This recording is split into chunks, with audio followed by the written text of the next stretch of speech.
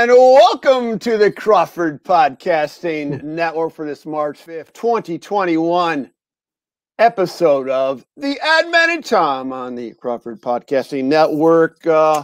Perfect position of this episode between the back-to-back tilts, T-I-L-T, Michigan and Michigan State down the stretch.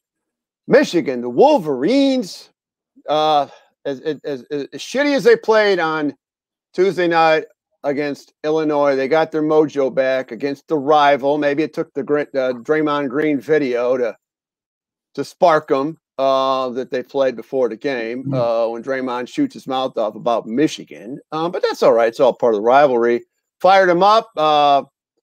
Steve Adler, your team looked pretty good for a while, but it's not a good outing when at one point during the game you're down 28. Your thoughts? I was happy it wasn't 30. The way things were going. Okay. That's good. Surprised and pleased they got an under 20. Pleasantly surprised we got to 50 because it didn't look like that was happening. That's what I've been reduced to. Happy we got to 50. You usually are you're humming. You're flowing. I'm feeling some struggling right now for you to get the words out. Was it getting beat like that against a rival school you absolutely disdain? Are you still processing this? No, it's just the fact that you're beating on the worst MSU team and as long as I can remember, and you're really throwing about it. But we'll be. They were preseason number 4, Steve. Hey, do you see my name down below? We'll see you on Sunday. We'll be all right. Yeah, I think so. You made a really good point. I'm gonna commend you when you deserve it because, and I was feeling this, prior to the game. You said. This was even before the Illinois game, but I think you even used it. If you lose to Illinois, which they did, so you're profound in that. Watch the pressure. I'm glad we're playing the first game in Ann Arbor, said Steve Adler, because Michigan's going to feel the heat. Got to grab this one here because then you got to go to East Lansing. Yeah, but as we've talked about, that doesn't matter as much now without fans. In a normal year, that does apply. Well, you are going to have fans on. You get to have fans at your game, though. I understand. Not many, not regular fans. Yeah, but you're going to have. There's like 146 fans total people. Chrysler. There's going to be like 750. Legitimate fans, if not more. Yeah. Where waving green and white, and when that's 750 to nothing. It's pretty good. We'll take it. We'll take everything we can get right now. So. Yeah. Okay. So where do you want to start? Let's go. Let's get this over with. Get it over with. I just like sleep last night. I just like I'm just embracing the grimacing, the snarl look on your face. It's just it's the fact that you had to watch. I don't know. Did you turn it off with 10 seconds to go, or did you get to see? I torture myself. You didn't watch. Oh, so you watched the confetti going down in the Big Ten championship? Yeah, because I'm saying act like you've been there before, but then I remembered that's like your third title in 30 some years. So then I realized it was all new to you guys. So enjoy it. Congrats. Question for you. Status of the Michigan Michigan State looks to me like they're losing the talent battle to Michigan. Sheer talent. Current squad? On the basketball team. Yeah. Well, of course, the current squad. Who's going to argue? Okay. That? And then next year, Michigan has 3 McDonald's All-Americans coming in. Okay. And it doesn't look like even reclassifying Amani Bates is going to come to Michigan State. The latest we've heard, he sounds like he's G League bound. Okay, are you concerned? You're speculating. A question: are you concerned? No. That the upper hand? Would you take your program over Michigan's? Still, yeah, always. Really? We're fine with next year's class. What is Michigan State's rank? We're top 10. It's not like we're bringing in a number 30 class. Michigan's number 1. Those things are a crapshoot. Okay. Come on. Okay. Crapshoot. Juwan Howard or Tom Izzo? Who's the better coach? All right. If you're not going to ask serious questions, I mean, well, that's a legitimate question. We're trying to get a gauge of where this is a pivotal year, where these programs are. Where I mean, I'm just saying you're still with Izzo because I'm hearing some, Michigan State chat, of what is Izzo doing and stuff like that. And maybe he's lost his edge recruiting. I was just curious on where you're still 100% in, right? Is that correct? There's nothing wrong with questioning a coach during a game. People do that all the time, right? I bet you UCLA fans question John Wooden at times during games, okay? I'm sitting there last night when Dickinson's in the post and we have Kithier? Yeah, Michigan State has Kithier on him with nobody digging and oh my God. And raking. Great point. That looked like a varsity guy going against a freshman team guy. Size-wise. They look like a varsity guy going against a 7th grade guy. And I don't mean to just say that to demean Kithier. There's a giant size differential, and Kithier had no chance there. So, hey, I can sit there during the game and say, why aren't the guards coming in there? And Michigan State did that after Dickinson had his way with Kithier about 3 straight trips down the floor. Mm-hmm. Right. So, you know how many times people, even my own friends, like how dumb they are at times, and I have some dumb friends, trust me, and they're going to listen to this. They know exactly who they are. That question Izzo, has Izzo lost it? I've heard this in 2005. I heard this in 2009. I've heard this all these years. I understand. Give me a break. I would take Izzo 100 out of 100 times versus Juwan Howard. And I'm not ripping on Juwan Howard. That's not an anti-Juwan Howard. It's the fact that Izzo, come on, he's a Hall of Fame coach. What are you talking about? He knows what he's doing. Oh, I think they're both tremendous coaches. I'd have a hard time choosing. You wouldn't take Juwan Howard. I'll tell you what, with Juwan Howard, I was really, and I voiced this on multiple platforms. I was concerned with that hire because he did not have collegiate coaching experience.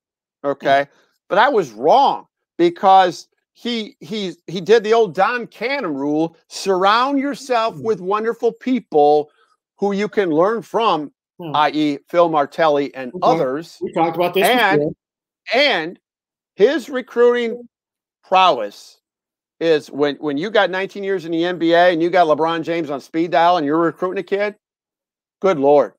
That, the kind of kids they're going after, including LeBron's kid himself, Bronny.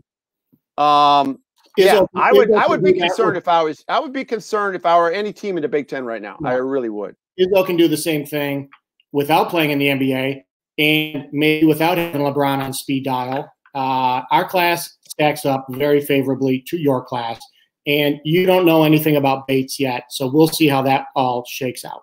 Okay. Well, hey, if Bates does come, all of a sudden you're number 2. We go from number whatever to number. You guys will go to number 2 if he reclassifies and if he doesn't go to the G League. Okay. That makes me happy. I'm glad. Because how you feel is very important to me, and I want you to feel good on a Friday afternoon here on the Ad Man and Tom on the Crawford Podcast Network. Okay, so when did you know last night? What stage of the game? Oh, it was over with? The bogus call on Henry. Everyone knew that was a big call. Although it didn't automatically determine the game, but the fact that it went from 4 or 5 points to 11 hurt badly. You were down 28, dude. I mean, come on. If you're going to pinpoint that, yeah. I'm not. Don't misread what I'm saying here. I'm saying be in the game and make it competitive in the second half. And lose by, I don't know, 8-10, somewhere in that range. It did have a colossal effect because then Henry, didn't have the same. He was playing at a high level. And then after that, didn't. Now you could say he got cold, he got a rhythm. You could say he's played 6 games in 13 days, and it's just naturally he would have worn out in the second half. Who knows? No, the second half, that loose ball, that Izzo was talking about, that rocket didn't go on the ground for, and you threw it out to Wagner, who on the all annoying team, and he drains a three. Annoying? Why is he annoying? What do you mean annoying? He's one of your typical Michigan annoying players, just like his brother. Come on. Annoying means good. Okay. I got to ask you about, although, I mean, Marcus Bingham was the guy that I pinpointed because I've seen certain centers like Trace Jack, the guy I've seen certain athletic centers who can at least compete a little bit, are in a better position to compete against Hunter Dickinson than like a Thomas Kithier. And that would have been, Marcus Bingham, I thought would get more minutes than 14 myself. And I got to check here to see if he got in foul trouble. I don't think he did. He only had 2 fouls. I think so. Were you surprised he didn't play more? The idea was Michigan State was playing better with a smaller lineup, and they were having more success. And when they went to a bigger lineup, and I'm reading this off of Spartan Mag. When the bigs had to go, they don't go over the picks, they go under the picks, and that left your guards open for 3-pointers. That's when you guys start opening it up. Right. So we had to get away from that. And, what kind of resistance is Bingham going to have against your center when you can just push him around like he's not there? So I'm going to flip to the other end of the court because Michigan State offensively, 0 for 9 from beyond the arc. Michigan, like you mentioned, made 7 3-pointers. But I think watching at certain parts of the second half, Michigan State looked really, like they were just each individually trying to make something happen, which is exactly what Michigan has done in their 2 losses. I'm talking about at Minnesota and then home with Illinois. All of a sudden, you kind of go in panic mode. I got to make something happen kind of guys are doing that. And I thought Michigan State was in that mode when they were panicking in the second half. Well, I thought the first half, Michigan State was actually doing a pretty good job of getting into the lane. Yeah. Henry had some nice plays in the lane. He had a couple nice dunks. Love that backdoor play. He drove and had that big flush over Livers. Even Rocket got in the lane a few times and made a few buckets, although he always does that awkward one-leg jumper that I don't know why he does that, and he should be making more of those than he does. So I thought there was success in the first half actually getting in the lane and breaking down your guards a little bit. I don't know if it's fatigue. I don't know if your side made an adjustment. I thought it was interesting when Rocket would have the ball at the top of the key, your guys would overguard to his right, like obviously overguard to his right, almost daring him to go into his, like suckering him into driving the lane with his left. Mm-hmm. And then it basically turned into somebody's got to break somebody down to make something happen late in the shot clock in the second half. And I think they just I think you get to a certain point where you get demoralized. And I think that's what happened. The fatigue, the physical fatigue, and knowing that the game is now out of hand and you still have 10 minutes to play. I think that's what it meant. Yeah. Michigan State now is 14-11. They're 8-11 in Big Ten play. They were Joe Lunardi's first 4 going into the game. I haven't seen the latest. What do you think they have to do to get in the NCAA tournament where you can sleep the night before, on Saturday night? And while you're answering that question, I'm going to plug in this hard line, which I didn't realize is plugged in. So fire it up. Go. Give us listeners. Are you listening to me, or is this just listening? Yeah. Go ahead. I'm just running. What I'm about to play is going to be brilliant. You can't miss it. Okay, I can hear you. Go ahead. You can't get blown out again. Number one. Look at me. I feel like I'm in my classroom talking to students that are all watching online right now. You can't get blown out on Sunday. Number one, you got to at least be in the game. Hopefully win, but if nothing else, you got to be in the game. You got to win at least one game in the tournament. If you play Michigan tough on Sunday and win one game, I think they're in.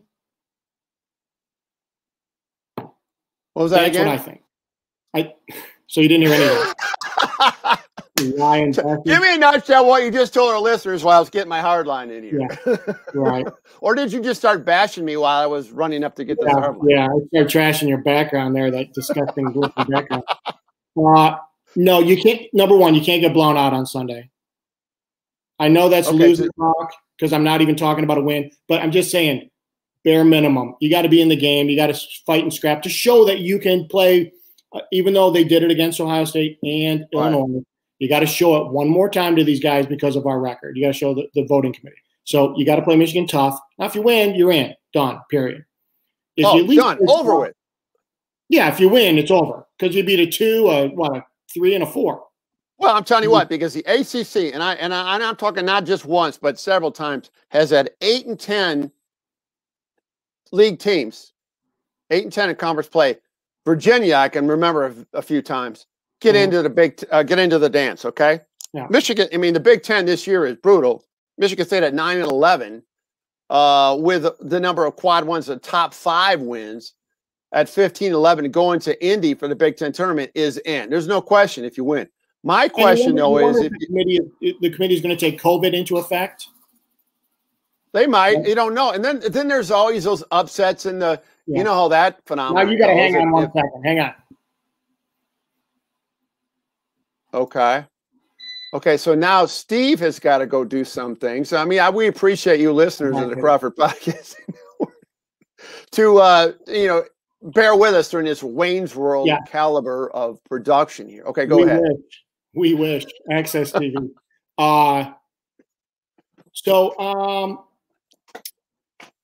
You wonder if the committee is going to say, listen, Michigan State, there's been a lot of teams that had a break for COVID. Like your school had a break, but I don't think you guys had actual people get sick. Is that correct? But we didn't. They were the only team that didn't even get to practice during They had 2 weeks where they couldn't even practice. It was a unique situation with Michigan that you really can't compare it to anything else. But what I'm saying is, does the committee look at Michigan State and say, okay, Gabe Brown, Josh Langford, they've been sick. Those are 2 key players on the team. And coming back, maybe it has affected their play. Like I'm watching Gabe last night. He's not running around. He's standing in the corner on offense. I noticed that. He was not as fluid as he normally is. So I try to be sympathetic to the idea of COVID because knock on wood, I haven't caught COVID. I don't know what it's like. It's different for everybody. But the energy level doesn't seem to be there. I mean, I remember running sets for Gabe Brown, screen after screen after screen, to get this kid open, to just come off that screen, catch, shoot instantly. And now he's standing in the corner waiting for someone to drive and make the ball out to him or get a rebound and kick it out to him. So I wonder if the committee looks at that too. And so they say, well, 8 and 12, conference may not be what we want for the tournament, but it's Michigan State, it's Izzo. They've been there a million times. So you got equity. You think equity will help you? Program I don't equity. Know. I'm throwing it out there as a possibility. No, I think it's a possibility. I think the fear of 8 and 12, it's just 4 games under. And especially if there's any upsets in conference play where an automatic bid goes to somebody who would not be an at-large. You know what? You know those scenarios that happen. What if Minnesota wins the Big Ten tournament? Okay, well then that's one less. The other conferences are like, oh God, now there goes our bid. I mean, for those bubble teams, and I don't know who those teams, those leagues would be where that's a vulnerability, but or who has a legitimate chance of pulling those kind of upsets. I think once again, if you win. All you got to do is win. You got to win one more game. That game has to be Sunday or next Thursday or whatever, or whenever you play. Yeah, Thursday afternoon, or you get one bye, but I don't think you get. I don't think you have to play 2 games. I mean, you're not in 11 through 15, are you? I'm not sure I'm about. But I would be worried if Michigan State gets blown out again on Sunday and then wins 1 game and gets blown out in the next game. Now I'm worried. because it's how you lose. You know what I mean? It's the eye test. It's the do they belong? And like people have short memories. I know they beat Ohio State and they beat Illinois, and that was great. But we just saw them last week, and they were getting their doors blown off. So maybe not. They beat Illinois by 9. That's impressive. Should have been 11. You remember their garbage bucket at the buzzer?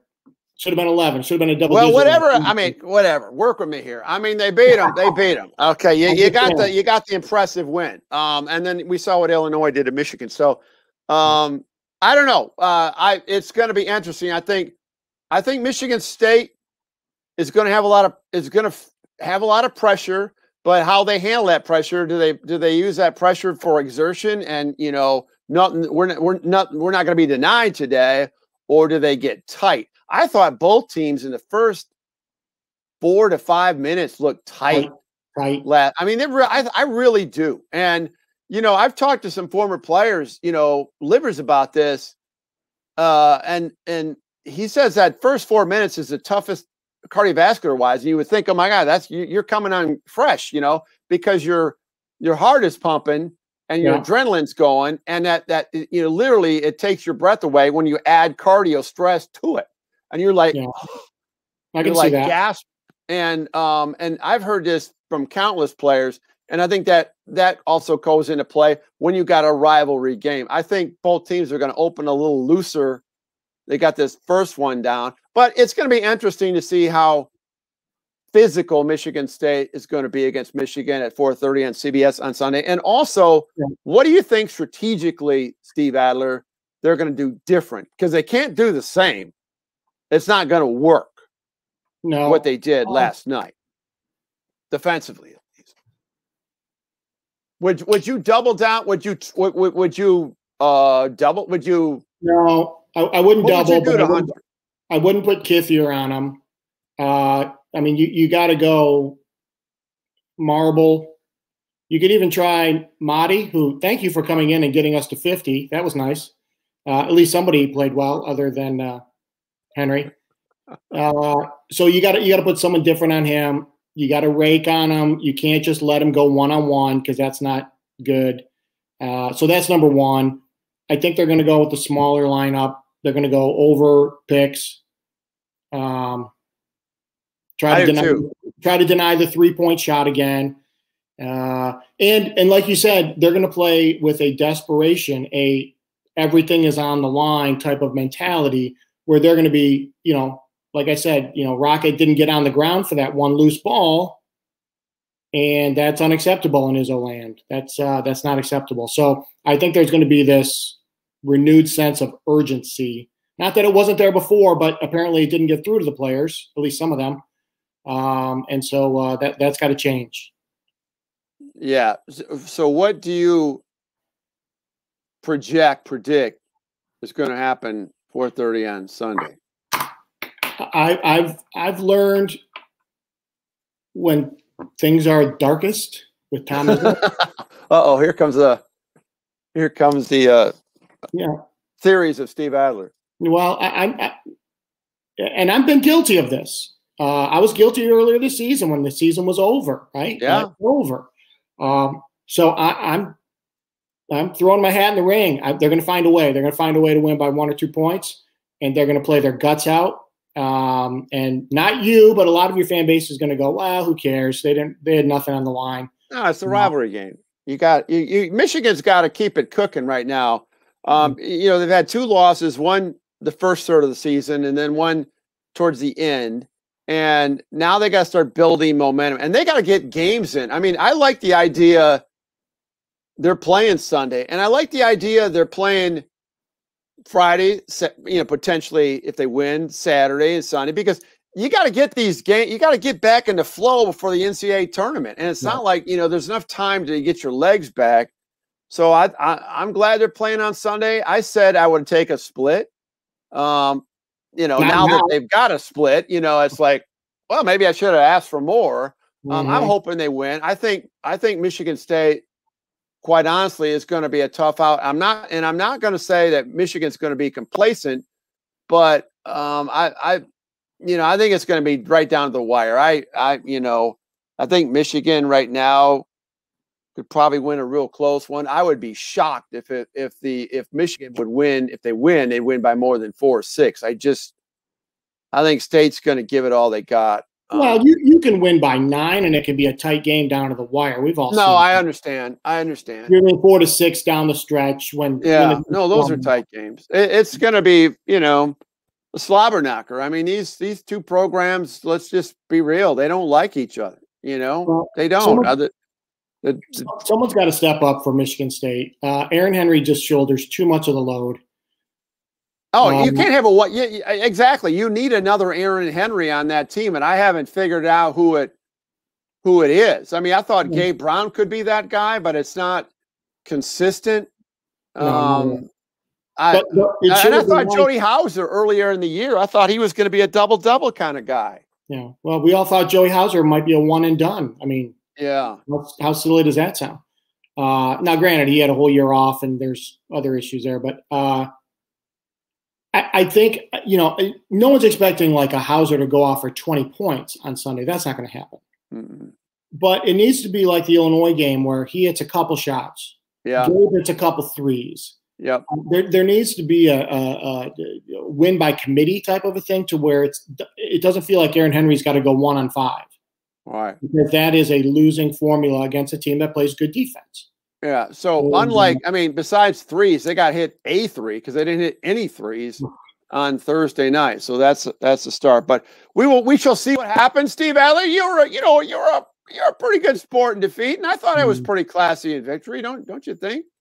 Or not? That's fine.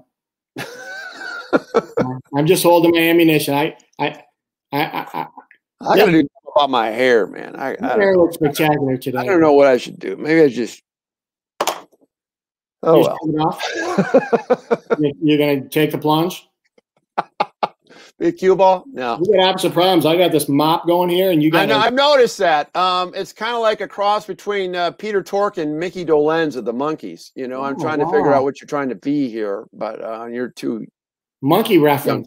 Yeah, you were like you weren't even born yet. Yeah, no, you're born. You're born 68. This is 67. The Monkees. 69. Hey, we're the Monkees. Yeah, we used to watch the reruns on WGN in the mid 70s. Great job, Stevie. As always, we'll talk next week. We'll try to get that. Well, this would be perfect because you guys will be playing on Thursday night. Michigan will be playing at the 11:30 tip or noon or whatever that is on Friday. We could have a real fresh content type episode of the Adman and Tom next Friday if you're available. Where we're talking more about our hair and the Monkees. Yeah. There you go. All right, good job. And we'll see you. And to our listeners, thanks for listening. We'll see you next week on the Adman and Tom. We'll see you on Sunday. Go green. All right.